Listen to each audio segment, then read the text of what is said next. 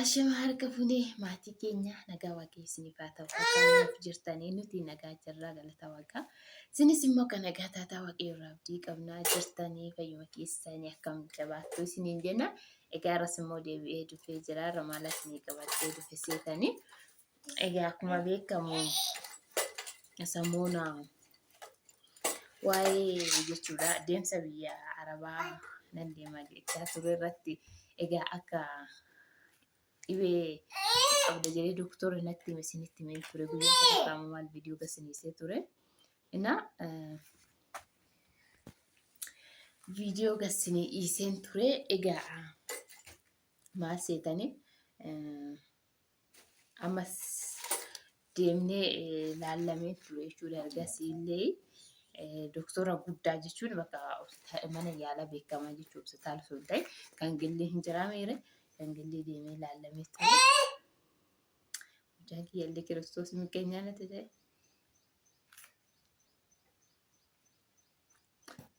Waan callisanii. Na asaamuu viidiyoo hojjechuu hin danda'u. Akkasii anna jechuudha. Ergasiis laallamee ture. Egaa operaasyoonii akkuma jedhu operaasyoonii taatu malee fayyuu hin danda'amna jedhanii turanii. Egaa muddamatti akka isin jedhu operaasyoonii ta'uu qabda jedhanii. Egaa maal seetanii kaasuunis na wajjin deemee ture. Wajjumaan deemnee jechuudha. Kaasuu ana obboleessa kaasuu jechuudha. Jennee deemnee turre. Amma animmoo xiqqoo amma gannas waan ta'eef hin beektanii mitire ganna madaanis namaaf hin fayyu dafee waan ta'eef hin ulfaata. Tanaan dura san operaasyoonii ta'ee waan tureef hin ulfaata bakka madaan namaaf fayyu jechuudha. Kanaaf ani xiqqoo osoo achi gara biraatti naasitee jedheetanii garuu achitti siquu hin danda'amu maaliif dhiibba biraas irratti fidaa jiranii. Egaa kaasuun immoo yaada isaa maal naaf kenne seetanii kanarra dhibeen kun yookiin manfasii ta'uu danda'a. Manfasii waan ta'eef egaa beenxee ta'ii yookiin si'isaa naan jedhee. Innaa kanaaf manfasii ta'uu danda'a. Amantaa kee jijjiirii beenxee ta'ii naan jedhu seetanii kaasuun hojumaan ta'an jechuun ana qofa osoo hin ta'in. Atis ta'ii wajjin taanaa dhibeen kun yookiin dhibee hafuuraa ta'uu danda'a. Innaa ani duraan sabalallee deemee dhibichis bakka maal akka ta'e gizee sana akkuma isin jedhe manfasiin dubbatee ture jechuudha. Seexanni hafuurri jechuudha maal akka ta'e dhibeen akkuma isin jedhe biyya Arabaa yoo hin jiru jechuudha. Kanaaf kaasuun immoo beenxee yoo taate fayyitaa.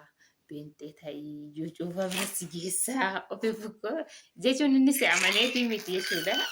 Geetaaf fonne jechuudha. Geetaaf fuddaa jedhanii jaruu waan ta'eef geetaaf fonne amantii keenya ortodoksii amantuma dhiiga namaati waan ta'eef inni immoo amma beenxee yoo taate fayyitaa. Hiriyoota isaatii jira warri beenxee warra amanan jechuudha. Innaa isa yoo taate fayyitaa operaasyoonii hin ta'in. Amma operaasyooniin jechuudha akka doktorri nuun jedhetti dhibee kana jechuun asitti qofa osoo hin ta'in biyya alaatti illee ani gizee san ani beennee jechuudha galgala nagumaa rafee ganama yoo ka'u inni kan na qabu arga jechuudha. Mana yaalaa deemnaan Dubaay keessatti diraama 6,000 saddeet na gaafatan jechuudha. 800 suni diraama 6,000 jechuun damooza kiyya ji'a ja'aatti. 800 suni algaa guyyaa 3 bultaa kan guyyaa 3 bultu algaani guyyaa 350 maalaan jenna namichi kiyya garuu akkasii kan guyyaa 800 6,000 diraama 6,000 jechuun damooza ji'a ja'a na gaafatan jechuudha guyyaa sanii. Achi namichi kiyya waa dubbachuudhaaf nama gaariidha.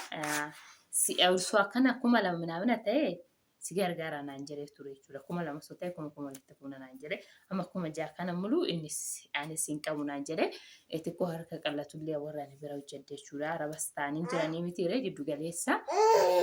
Innaa kanaaf asitti jechuudha gara 140 ምናምን nu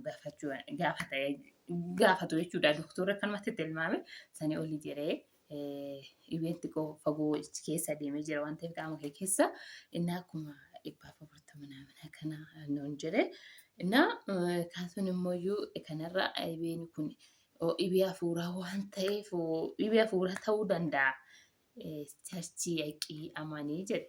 Waan koo ani immoo waan bakka hundattuu ija qaba. Waan bakka hundattuu yoo kaatan garaa qulqulluu nama fayyisaa. Bakka hundattuu nama fayyisaa amantaa jijjiirratanii fi miti. Inna dhuguma beentee ta'anitti dhimma fayyani. Ani garuu hin beeku. Ani hin beeku. Egaa bakka hundattuu maali laphuma abbaati.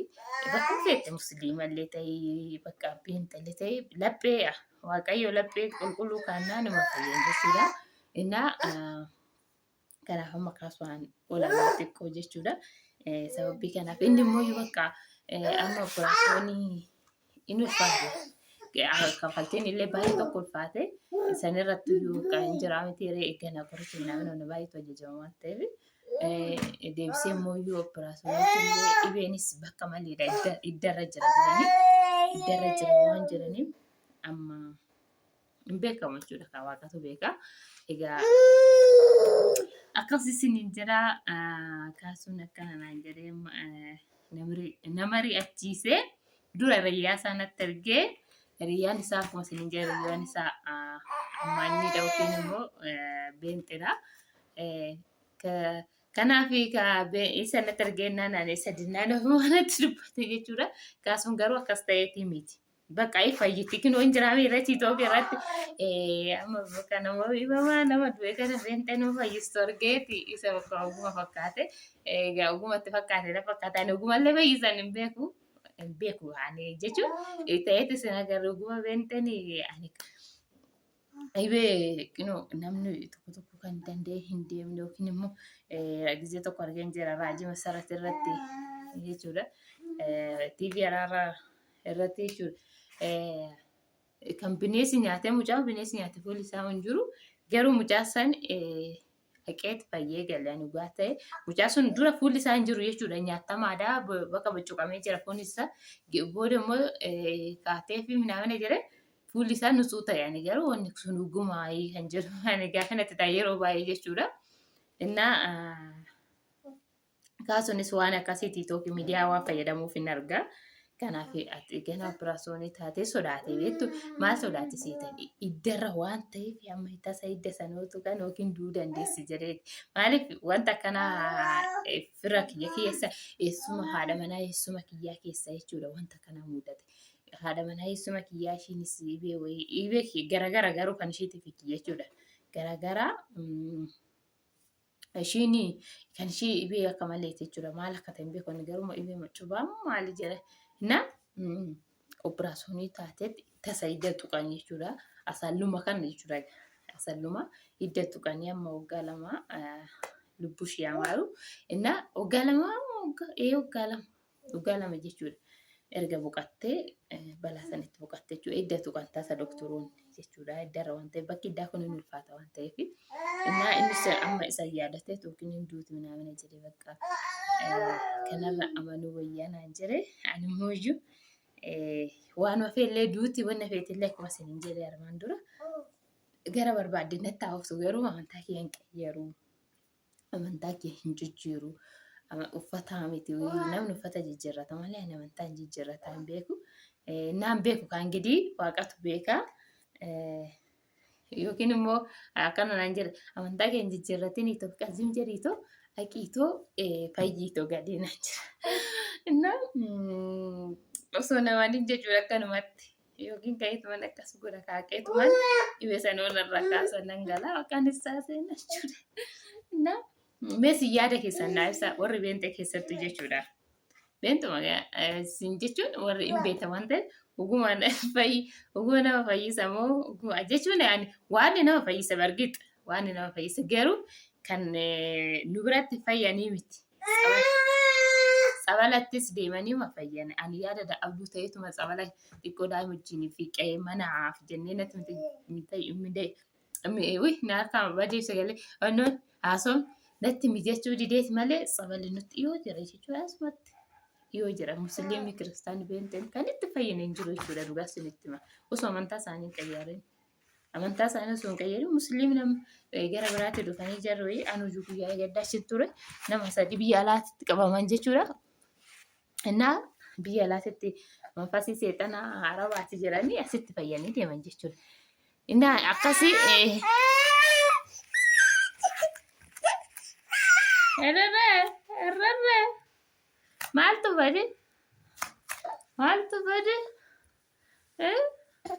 mucaa baalagee kana durriyyee kana argitanii durriyyee kanaaf makkatti deemuu nawe malee durriyyee kanaaf durriyyee innaa akkasiin jira maatii kiyya sagalee isinitti neeressuu jaalallee narabbashaa jira waan ta'eef nagaa naa taa'e warri isin hundumti keessanuu yaada naaf kennaa isiniin jira yaada keessan warri beentetisti ortodoksiinis lakkii kana wayyaa asitti fayyitama bakka asi yaada keessan naaf kenna waan beektan irraa jechuudha gorsa obbolummaa naaf kennaa isiniin jira innaa viidiyoo biraatti walitti deebinaa nagaa naaf ta'a baay'ee kaameraan harkaa cufaa jira mucaa kiyya.